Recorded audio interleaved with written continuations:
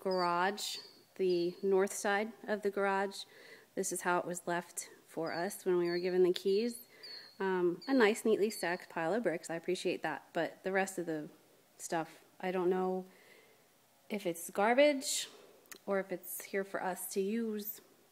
Obviously, the NAFCO is here for us to use. That was left in the house, the NAFCO. But everything else you see, this is how it was left. We haven't moved it or done anything with it. I don't know, trash, empty boxes, paneling, I guess, a pile of insulation, maybe. So the floor is dirty. It's full of sawdust. It was not ever swept out. So this is pretty much how the garage was left for us.